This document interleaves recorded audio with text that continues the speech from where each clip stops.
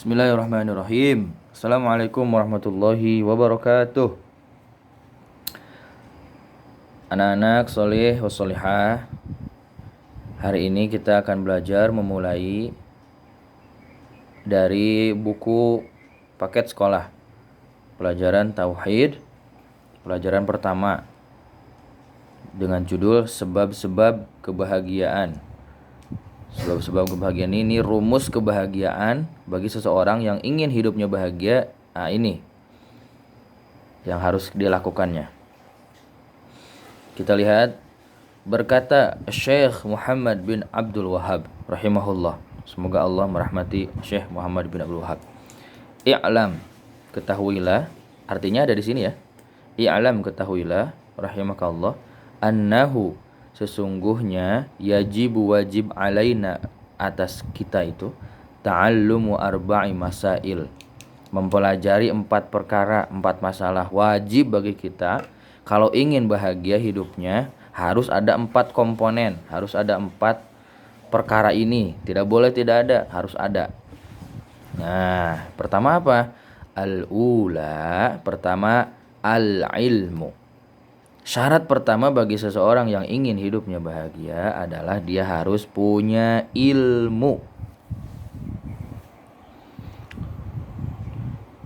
Kita kalau ingin tahu sesuatu, maka kita harus tahu ilmunya. Kita sekolah agar kita punya ilmu. Kita les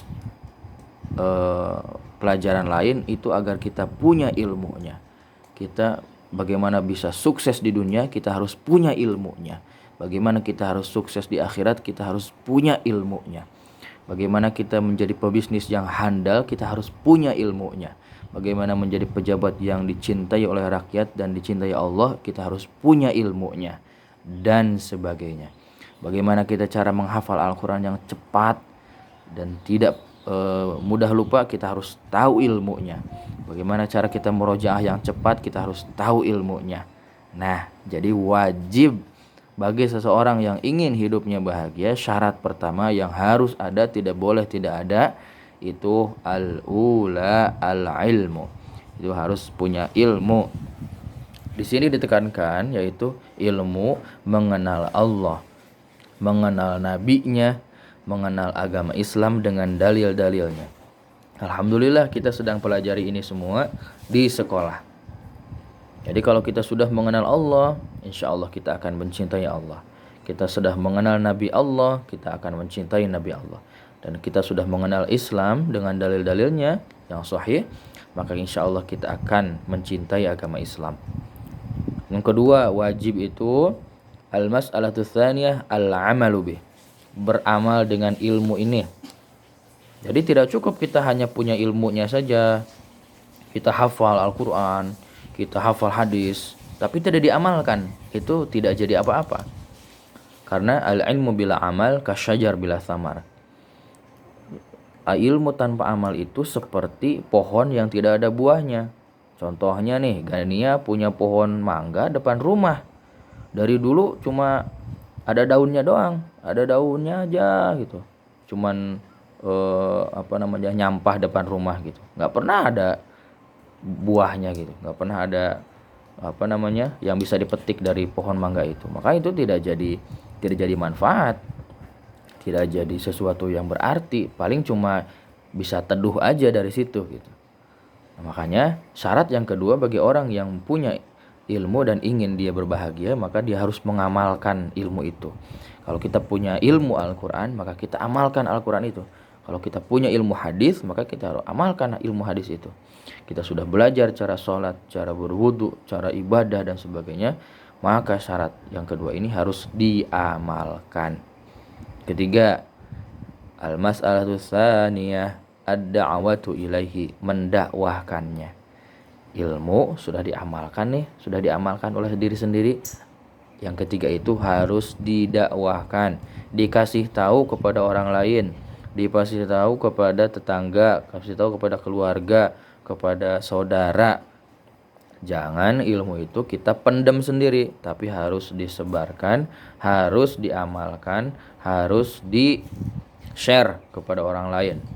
harus di-share dan di-subscribe gitu.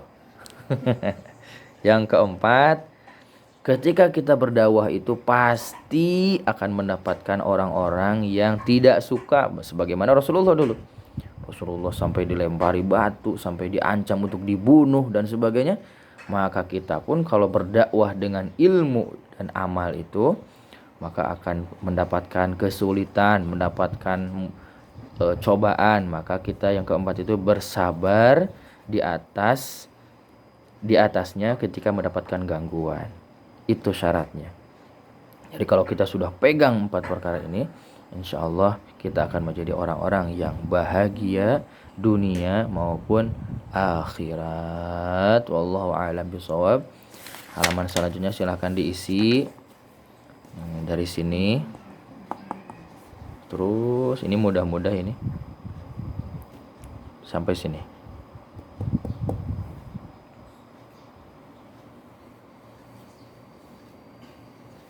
Oh, tidak perlu sampai sini ya. Hanya sampai sini saja. Ini contohnya nih, pada masa sekarang banyak sarana untuk mendapatkan ilmu. Di bawah ini ada berbagai sarana untuk mendapatkan ilmu. Sarana-sarana itu tidak ada pada masa sebelum kita. Setelah contoh manfaat dari sarana tersebut, misalkan mobil untuk pergi ke masjid taklim, atau untuk mengantar orang sakit, telepon untuk mengunjungi keluarga yang jauh, untuk silaturahmi kepada guru, masjid dan sebagainya ya. Banyak ini contohnya. Bagaimana sarana-sarana ini bisa bermanfaat kepada kita dan bisa bermanfaat bagi orang lain. Wallahu a'lam bishawab. Assalamualaikum warahmatullahi wabarakatuh.